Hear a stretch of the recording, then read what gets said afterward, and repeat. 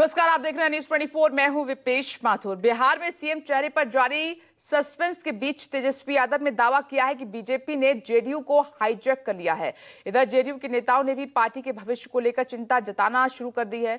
नीतीश कुमार की party JDU के विधायक गोपाल मंडल ने दावा किया है कि अगर निशांत कुमार ने जल्द ही पार्टी को नहीं संभाला तो जेडीयू में भगदड़ मच जाएगी। एनडीए भी घोषित करें और हमारे जेडीयू भी कार्यकर्ता सारे नेता सब मिलकर घोषित करें। एनडीए भी घोषित, सीएम है और सीएम के उनके नेतृत्व में हमारी सरकार बने, फिर से विकास का क्रम जारी करेंगे। नहीं आएगा ना तो भगदड़ मच जाएगा, कोई किसी को मानेगा नहीं।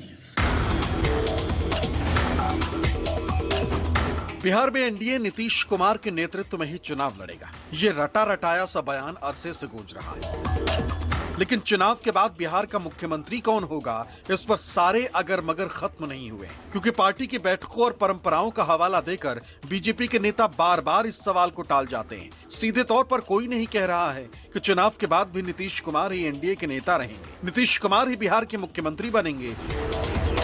यही वजह है कि नीतीश कुमार के बेटे निशांत कुमार ने सीधे सीधे कह दिया है कि एनडीए नीतीश कुमार को अपना चेहरा घोषित करे। हालांकि निशांत की मांग को बीजेपी ने यह कहकर किनारे कर दिया कि नीतीश कुमार तो एनडीए के नेता हैं ही, लेकिन जेडीयू के अंदर खाने का संशय बढ़ने लगा और निशांत के बयान के 4 दिन के भीतर जेडीयू विधायक गोपाल मंडल ने दो टूक कह दिया कि अगर निशांत ने जल्द से जल्द जेडीयू की कमान नहीं संभाली तो पार्टी में भगदड़ मच जाएगी। गोपाल मंडल के बयान ने जेडीयू के भीतर का तूफान बाहर कर दिया। पार्टी को सफाई देनी पड़ी, लेकिन जो बात गोपाल मंडल कह रहे हैं उसे खारिज करने की हिम्मत किसी ने नहीं दिखाई। इतना बड़ा पार्टी को कौन संभालेगा? तो संभालने के लिए हम लोग का सोच है, प्रयास कर रहे हैं कैसे निशांत जी आ जाए, वो चुनाव मैदान में आ जाए या जगह लेने के लिए आ जाए, ये सब हम लोग का सोच है।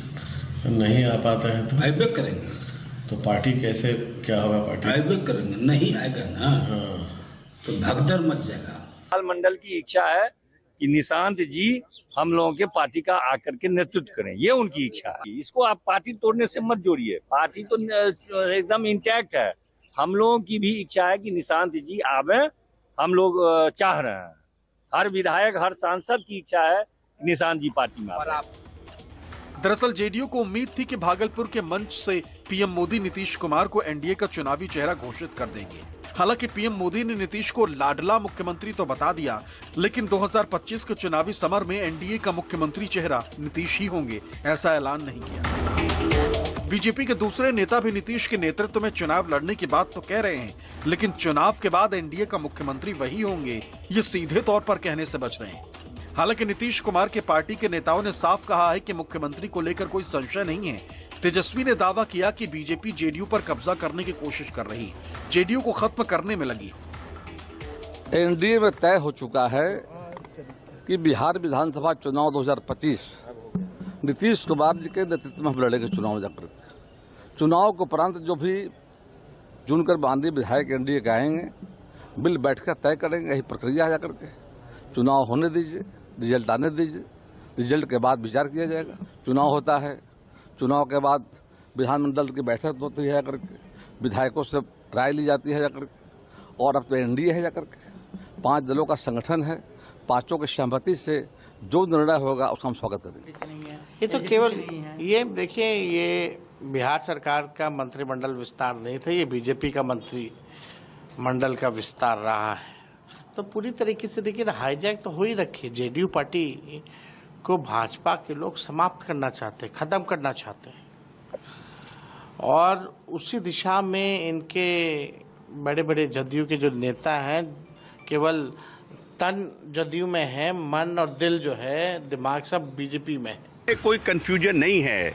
नीतीश जी के नेतृत्व में चुनाव होगा और अगले मुख्यमंत्री के रूप में माननीय नीतीश जी ही प्रदेश के। लेकिन बीजेपी के नेता तो ये कह रहे हैं ना कि उसके बाद कोई भी मुख्यमंत्री बन सकता है, जरूरी नहीं है कि नीतीश कुमार ही बने। इतना वर्ड्स पे मत जाइए। प्रधानमंत्री से लेकर गृह मंत्री सभी लोगों ने कहा है नीतीश जी हमारे नेता हैं, नीतीश जी के नेतृत्व में चुनाव होगा और आने वाले भविष्य के मुख्यमंत्री भी नीतीश जी होंगे। कोई संशय नहीं है, कोई संशय नहीं, डोंट वरी।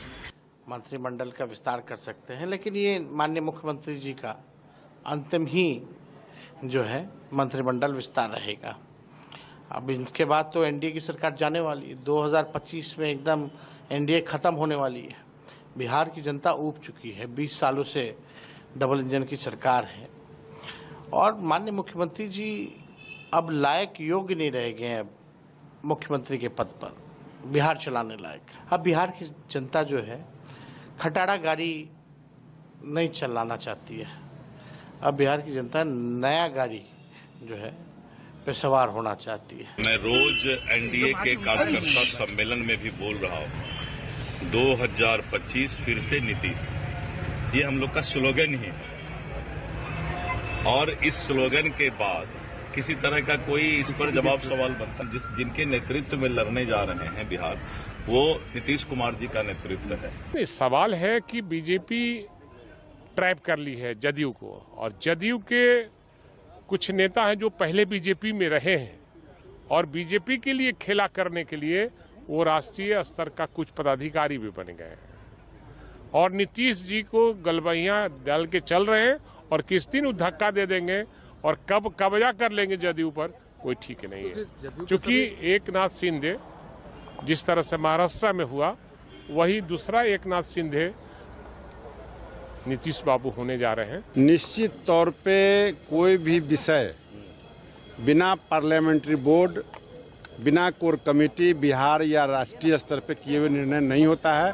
हम सब लोग की जो पार्टी है, हम सबों का जो नेतृत्व करता है, वो जो डिसीजन आता है वो सर्वमान्य होता है।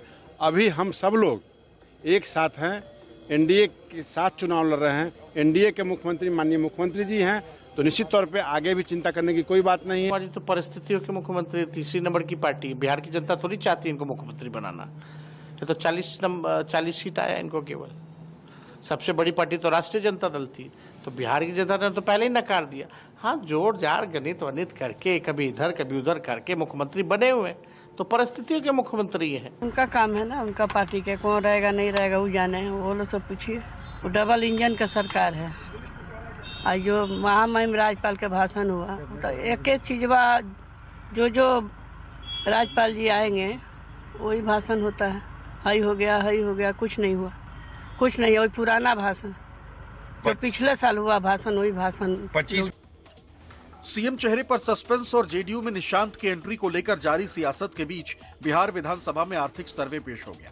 हालांकि बजट सत्र के पहले दिन सीपीआई एमएल के विधायकों ने जबरदस्त प्रदर्शन किया। हाथों में जंजीर लेकर प्रदर्शन कर रहे विधायकों ने अमेरिका से लौटे अप्रवासी भारतीयों के साथ हुए सलूक को लेकर केंद्र सरकार की आलोचना की। दलील ये कि भारत के स्वाभिमान से खिलवाड़ बंद किया जाए। हाथों में जंजीर क्यों पहना? इसलिए हम लोगों ने पहना है कि हमारे प्रवासी मजदूरों को जिनको भारत सरकार ने काम दे पाने में कामयाबी नहीं हासिल की, ऐसे मजदूरों को हाथ में हथकड़ी पैर में बेड़िया पहना के जो भेजा, इसके खिलाफ नरेंद्र मोदी का एक भी शब्द नहीं है, सवाल नहीं है।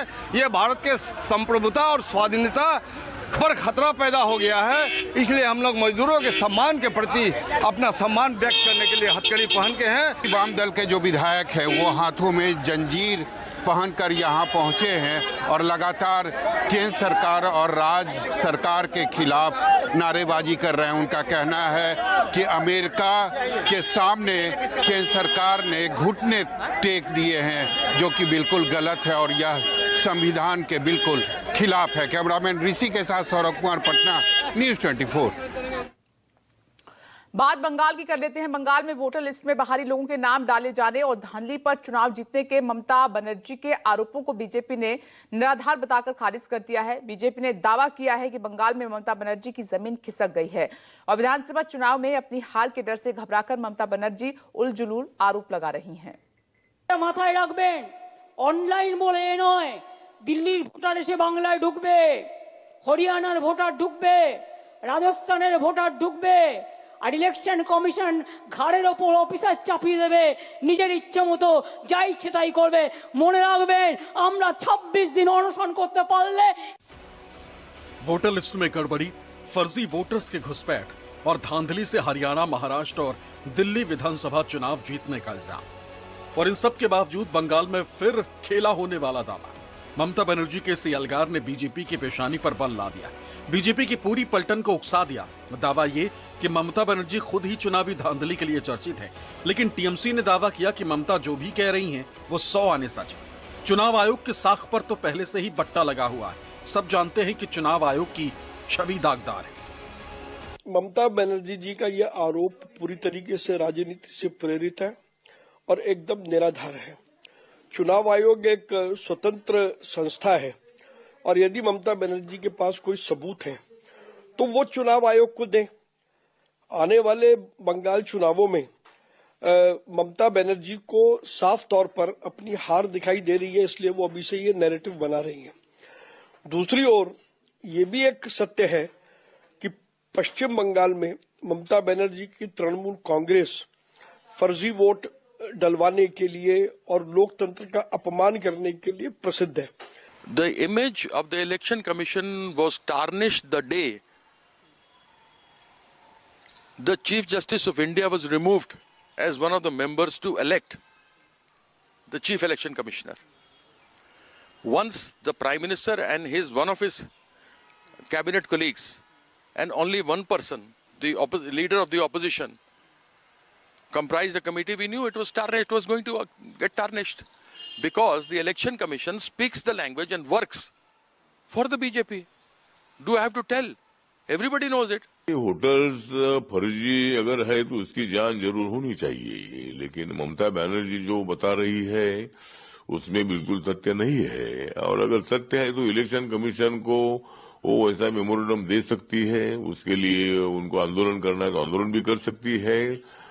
लेकिन फर्जी वोट से हमारे सरकार का कोई संबंध नहीं है। इलेक्शन कमीशन और ममता बनर्जी देखे, अगर फर्जी होटल्स अगर है तो ऐसे होटल्स ना हो, इसके लिए जरूर मतलब इलेक्शन अपना साफ सुथरा होना चाहिए, पारदर्शक होना चाहिए। ये दिखा गया कि महाराष्ट्र और दिल्ली में भी वोटर लिस्ट पे गड़बड़ हुआ और बंगाल में हरियाणा के लोगों का नाम बंगाल के लिस्ट में आ रहा है।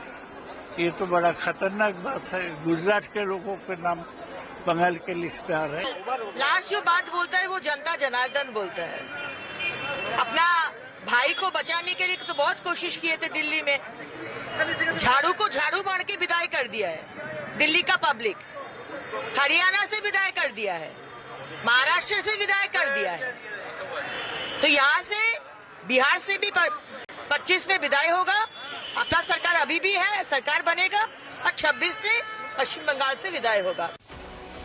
गुरुवार को कोलकाता में टीएमसी कार्यकर्ताओं को संबोधित करते हुए ममता बनर्जी ने आरोप लगाया था कि बीजेपी ने बंगाल में एजेंसियां भेजी जो बंगाल के लोगों के मतदाता पहचान पत्र पर हरियाणा, पंजाब, राजस्थान, बिहार और गुजरात के लोगों के नाम लिख रहे हैं ताकि बाहर के लोग गलत तरीके से वोट डाल सकें। Bureau report, news